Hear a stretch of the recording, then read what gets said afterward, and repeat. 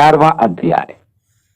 जब वे यरूशलेम के निकट जैतून पहाड़ पर बेतफगे और बेथनिया के पास आए तो उसने अपने चेलों में से 2 को यह कहकर भेजा कि अपने सामने के गांव में जाओ और उसमें पहुंचते ही एक गदही का बच्चा जिस पर कभी कोई नहीं चढ़ा बंधा हुआ तुम्हें मिलेगा, उसे खोल लाओ। यदि तुमसे कोई पूछे कि यह क्यों करते हो तो कहना कि प्रभु को इसका प्रयोजन है और वह शीघ्र उसे यहाँ भेज देगा। उन्होंने जाकर उस बच्चे को बाहर द्वार के पास चौक में बंधा हुआ पाया और खोलने लगे। और उनमें से जो वहां खड़े थे कोई कोई कहने लगे कि ये क्या करते हो, गधी के बच्चे को क्यों खोलते हो। उन्होंने जैसा यीशु ने कहा था वैसा ही उनसे कह दिया। तब उन्होंने उसे जाने दिया और उन्होंने बच्चे को यीशु के पास लाकर उस पर अपने कपड़े डाले और वो उस पर बैठ गया। और बहुतों ने अपने कपड़े मार्ग में बिछाए और औरों ने खेतों में से डालियां काट काट कर फैला दी। और जो उसके आगे आगे जाते और पीछे पीछे चले आते थे पुकार पुकार कर कहते जाते थे कि होशाना, धन्य है वह जो प्रभु के नाम से आता है। हमारे पिता दाऊद का राज्य जो आ रहा है धन्य है। आकाश में होशाना। और वह यरूशलेम पहुंचकर मंदिर में आया और चारों ओर सब वस्तुओं को देखकर 12 के साथ बेतनिया गया क्योंकि सांझ हो गई थी। तो ये रविवार का दिन है और यीशु यरूशलेम में गधे के बच्चे पर सवारी करता हुआ आता है। इस विषय में मत्ती और लूका अपने सुसमाचार वृत्तांत में और अधिक जानकारी देते हैं। वे उल्लेख करते हैं कि किस प्रकार फरीसी शिष्यों के नारे लगाने का विरोध करते हुए कहते हैं। यहाँ प्रथम बार यीशु ने अपने लिए सार्वजनिक घोषणा की अनुमति दी। वे भजन संहिता 118 में से चिल्ला रहे थे जो मसीहा की भविष्यवाणी का भजन है। देखो, जिस पत्थर को राज मिस्त्रियों ने निकम्मा ठहराया वही कोने का पत्थर हुआ। ये प्रभु का काम है जो हमारी दृष्टि में अद्भुत है। आज का दिन यहोवा ने बनाया है, हम उसमें आनंदित और मगन रहें। होशाना, धन्य है वह जो प्रभु के नाम से आता है। यही भजन संहिता 118 में है जो मसीह के आगमन की भविष्यवाणी है।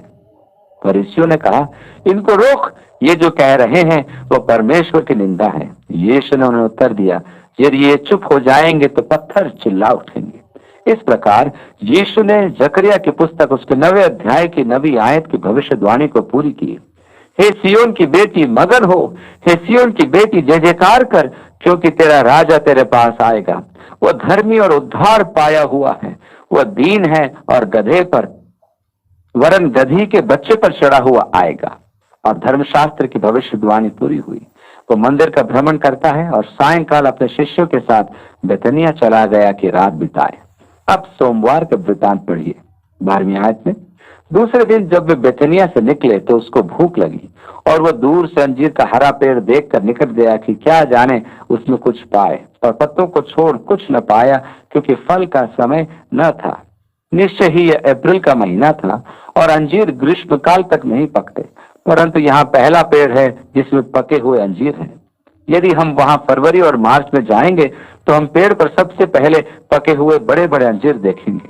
सामान्यतः वे पत्तों से पहले ही आ जाते हैं और तो और पेड़ पत्तों से भर जाता है, अंजीर अच्छे बड़े हो जाते हैं। यही कारण था कि यीशु ने पेड़ को हरा भरा देखकर सोचा कि अंजीर लगभग तैयार होंगे, परंतु जब वह वहां पहुंचा तो उस पेड़ में उसने फल नहीं पाए। आगे लिखा है, इस पर उसने उससे कहा, अब से कोई तेरा फल कभी ना खाएगा। और उसके चेले सुन रहे थे। फिर वे यरूशलेम में आए और वो मंदिर में गया और वहां जो लेन देन कर रहे थे उन्हें बाहर निकालने लगा और सर्राफों के पीढ़े और कबूतर के बेचने वालों की चौकियां उलट दी। ये सोमवार का दिन था, शोभा यात्रा का दूसरा दिन। आगे लिखा है, और मंदिर में से होकर किसी को बर्तन लेकर आने जाने न दिया। नगर के एक ओर से दूसरी ओर जाने के लिए वहां की जनता मंदिर में से होकर जाने लगी थी, जो आम रास्ता नहीं था। वे अपना सामान भी लेकर चलते थे। यीशु ने उन्हें रोका, वह नियंत्रण अपने हाथ में ले रहा था।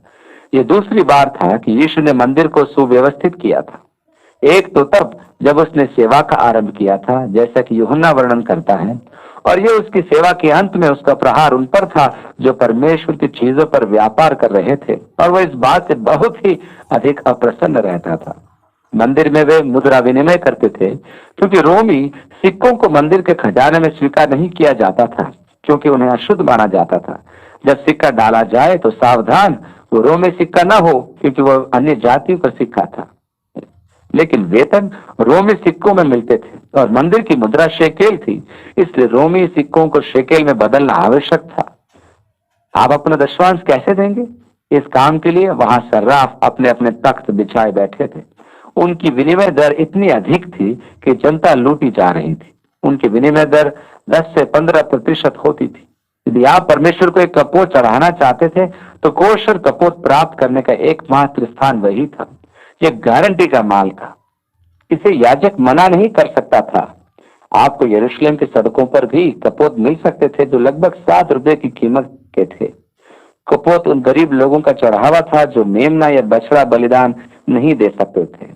अब यदि आप बाहर से एक कपोत ले आते हैं तो याजक उसका निरीक्षण करता रहेगा जब तक कि वो उसमें कोई ना कोई दोष न निकाल दे और कहेगा तुम उससे परमेश्वर को नहीं चढ़ा सकते हो, इसे लेकर बाहर निकालो। जो कपोत मंदिर परिसर में बिकते थे वे निर्दोष पाए जाते थे क्योंकि वे दुकानें याजकों की होती थी। इस प्रकार वे सीधे सीधे उपासकों को लूटते थे। यीशु को क्रोध आ गया कि वे मनुष्य जो परमेश्वर के निकट आना चाहते थे उनसे ये याजक नाजायज लाभ उठा रहे हैं, जिसके कारण उनके मनों में परमेश्वर के मंदिर आने की कामना ही समाप्त हो जाती थी। इसलिए उसने सर्राफ और कपोत विक्रेताओं के तख्तों को उलट दिया। 17वीं आयत में लिखा है, और उपदेश करके उनसे कहा कि यह नहीं लिखा है कि मेरा घर सब जातियों के लिए प्रार्थना का घर कहलाएगा, पर तुमने इसे डाकुओं की खो बना दिया है। मैं कभी कभी सोचता हूँ कि यीशु आज की कलीसियाओं के विषय में क्या कहेगा, जिनकी योजनाओं में मनुष्य को लूटने की अपेक्षा और कुछ भी नहीं है। मैं सोचता हूँ कि वह इन प्रचारकों के बारे में क्या कहेगा जो जहां यहां बैठे बैठे झूठे पत्र भेजते रहते हैं। 18वीं आयत से, यह सुनकर महायाजक और शास्त्री उसके नाश करने का अवसर ढूंढने लगे, क्योंकि उससे डरते थे, इसलिए कि सब लोग उसके उपदेश से चकित होते थे। और प्रतिदिन सांझ होते ही वह नगर से बाहर जाया करता था। सोमवार की संध्या वह नगर छोड़कर जाता है। आगे लिखा है, फिर भोर को जब वे उधर से जाते थे तो उन्होंने उस अंजीर के पेड़ को जड़ तक सूखा हुआ देखा। पतरस को वो बात स्मरण आई और उसने उससे कहा, हे रबी, देख, ये अंजीर का पेड़ जिससे तूने श्राप दिया था सूख गया है। तो उस काल में अंजीर का पेड़ इजराइल राष्ट्र का प्रतीक था, इसलिए यह परिस्थिति इजराइल के साथ एकदम ठीक बैठती है। आपको यीशु का वो दृष्टांत स्मरण होगा जिसमें उसने एक जमींदार का उदाहरण दिया था कि वह अपने खेत सारी संपदा अपने दासों पर छोड़कर चला गया। कटनी के समय उसने अपने दासों को भेजा कि फसल उठाएं, परंतु उन दासों ने उन्हें मारा पीटा और भगा दिया और कुछ को जान से मार दिया। अंत में उसने कहा, मैं अपने पुत्र को भेजता हूँ, वे निश्चय ही उसका आदर करेंगे।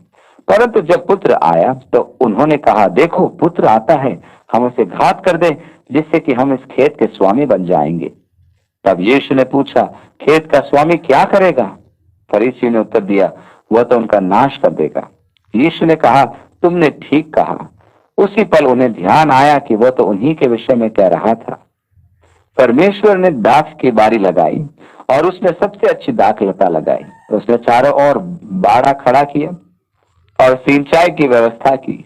जब समय आया कि दाख एकत्रित की जाए तब वहां जंगली दाख पाई गई। अब वह क्या करेगा? वो उसे दूसरों को दे देगा कि वह फल पाए। यीशु आज भी फल खोज रहा है। उसने कहा, मैं दाख लता हूं और मेरा पिता माली। प्रत्येक डाली जो फल लाती है उसे वह संवारता है ताकि वह और फल लाए। तुम मेरे कहे शब्दों द्वारा शुद्ध किए गए हो। मुझ में बने रहो और मेरे वचनों को अपने में बसने दो कि तुम बहुत फल लाओ, क्योंकि इसी में पिता की महिमा है। परमेश्वर देखता है कि आप राज्य के लिए फल उत्पन्न करें। इस्राएल सिद्ध नहीं हो पाया। यीशु अंजीर के वृक्ष के पास आया और वह फलहीन था। उसने उसे श्राप दिया और वह सूख गया। आज वो हमारे जीवन में फल खोज रहा है और आत्मा का फल है प्रेम। परमेश्वर आपसे और मुझसे इस फल को प्राप्त करने की कामना करता है। वह अपनी वाटिका में फल की खोज कर रहा है। अब यीशु ने इस घटना का उदाहरण देकर विश्वास का अर्थ समझाया। पतरस ने कहा, ओह प्रभु, देख, कल की ही बात है और वो वृक्ष आज सूखा पड़ा है। यीशु ने उसको उत्तर दिया कि परमेश्वर पर विश्वास रखो। मैं तुमसे सच कहता हूं कि जो कोई इस पहाड़ से कहे कि तू उखड़ जा और समुद्र में जा पड़ और अपने मन में संदेह न करे वरन प्रतीति करे कि जो कहता हूं वो हो जाएगा, तो उसके लिए वही होगा। इसलिए मैं तुमसे कहता हूं कि जो कुछ तुम प्रार्थना करके मांगो तो प्रतीत कर लो कि तुम्हें मिल गया और तुम्हारे लिए हो जाएगा। प्रार्थना करने वालों के लिए कैसी विस्तृत प्रतिज्ञा।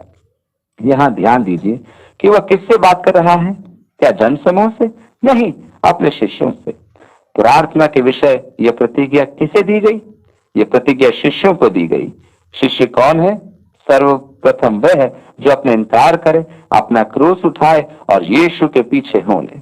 इसलिए यह किसी भी व्यक्ति से संबंधित विस्तृत प्रतिज्ञा नहीं है कि वह कहे प्रभु की स्तुति हो, मुझे तो केवल विश्वास करना है और कह देना है और प्रभु मुझे दे देगा। मुझे एक मोटर गाड़ी चाहिए, मुझे एक बंगला चाहिए, मुझे तो बस विश्वास से कहना है और मुझे मिल जाएगा। परमेश्वर की स्तुति हो, हालेलुया। परंतु शिष्य का सर्वप्रथम गुण क्या है? आप बताइए। अपना इनकार करना। अरे एक मिनट ठहरिए, ये बंगला, ये गाड़ी, ये तो स्वयं का इनकार करना नहीं हुआ। इसलिए तो ध्यान रखिए कि यह प्रतिज्ञा सबके लिए नहीं है। इसका अर्थ यह हुआ कि आप उठकर यीशु के पीछे हो लीजिए। इसका अर्थ यह भी हुआ कि आप प्रार्थना के द्वारा इस सामर्थ का प्रयोग काम में नहीं ला सकते हैं कि आपकी अपनी लालसाओं की पूर्ति हो। परंतु सत्य यह है कि यह प्रार्थना आपको परमेश्वर की महिमा के लिए करनी है। तब यीशु ने 25वीं आयत में कहा, और जब कभी तुम खड़े हुए प्रार्थना करते हो तो यदि तुम्हारे मन में किसी और से कुछ विरोध हो तो उसे भी क्षमा करो। क्षमादान कितना महत्वपूर्ण है। और जब कभी तुम प्रार्थना करते हो तो यदि तुम्हारे मन में किसी और से कुछ विरोध हो तो क्षमा करो, इसलिए कि तुम्हारा स्वर्गीय पिता भी तुम्हारे अपराध क्षमा करे। और यदि तुम क्षमा न करो तो तुम्हारा पिता भी जो स्वर्ग में है तुम्हारा अपराध क्षमा न करेगा। ये तो अत्यधिक कठिन कार्य है। आप कहेंगे उसके कहने का अर्थ क्या है, उसका तात्पर्य क्या है? ऐसा है तो अनुग्रह कहाँ है? मैं नहीं जानता। यीशु के वचनों में परिवर्तन लाने के लिए मुझ में ताकत नहीं है। मैं तो केवल यीशु के कथनानुसार क्षमा कर सकता हूँ। क्षमादान ये सिद्ध करता है कि मसीह वास्तव में मेरे भीतर रहता है। वह जो ये कहता है कि वो मसीह में उपस्थित है तो उसे उसी का सा आचरण भी रखना चाहिए। जब सिपाही यीशु को क्रूस पर ठोक रहे थे तब उसने कहा था, हे पिता, इन्हें क्षमा कर, क्योंकि ये जानते नहीं ये क्या कर रहे हैं। यदि मैं यीशु का सा आचरण रखता हूं तो मैं अवश्य क्षमा करने का स्वभाव रखूंगा। यीशु ने कहा, यदि तुम क्षमा न करो तो तुम्हारा पिता भी जो स्वर्ग में है तुम्हारा अपराध क्षमा न करेगा। क्षमाशीलता और क्षमादान की आत्मा उन चिन्हों में से एक है जो यह सिद्ध करती है कि हम वास्तव में परमेश्वर के संतान हैं। 27वीं आयत। वे फिर यरूशलेम में आए और जब वो मंदिर में टहल रहा था तो महायाजक और शास्त्री और पुरनिये उसके पास आकर पूछने लगे कि तू ये काम किस अधिकार से करता है और ये अधिकार तुझे किसने दिया है कि तू काम करे? किस अधिकार से और ये अधिकार तुझे किसने दिया? मुझे बड़ा अच्छा लगता है जब अनेक हमारे युवा पास्टर आकर पूछते हैं, तुम्हें बपतिस्मा देने का अधिकार किसने दिया? तुम्हें सेवा करने का अधिकार किसने दिया? क्योंकि वे सोचते हैं कि वे परमेश्वर के शिष्यों में से है और अधिकार देने का अधिकार उन्हीं का है। 29वीं आयत से आगे लिखा है, यीशु ने उससे कहा, मैं भी तुमसे एक बात पूछता हूँ, मुझे उत्तर दो तो मैं तुम्हें बताऊंगा कि ये काम किस अधिकार से करता हूँ। यूहन्ना का बपतिस्मा क्या स्वर्ग की ओर से था या मनुष्यों की ओर से था? मुझे उत्तर दो। तब वे आपस में विवाद करने लगे कि यदि हम कहें स्वर्ग की ओर से तो वह कहेगा, फिर तुमने उसकी प्रतीति क्यों नहीं की? और यदि हम कहें मनुष्यों की ओर से तो लोगों का डर है, क्योंकि सब जानते हैं कि यूहन्ना सचमुच भविष्यद्वक्ता है। तो उन्होंने यीशु को उत्तर दिया कि हम नहीं जानते। यीशु ने उनसे कहा, मैं भी तुमको नहीं बताता कि ये काम किस अधिकार से करता हूँ। आप प्रभु के वचन को ग्रहण करें और पवित्र आत्मा को अपने मन में बसा लें। यीशु ने कहा है कि तुम मेरे वचनों से शुद्ध किए गए हो। यही वचन हमारे जीवन में शुद्धता का प्रभाव डालता है और उसकी महिमा के लिए हमारे जीवन में बहुत फल लाता है। परमेश्वर आपको आशीषित करे और आपके साथ हो। अपने हाथों को अपने ऊपर रखें, आपके मन और जीवन को अपने प्रेम और आत्मा से भर दे और आप पर अपनी सहभागिता की महिमा में आशीषों की बारिश करे। यीशु के नाम में आमीन।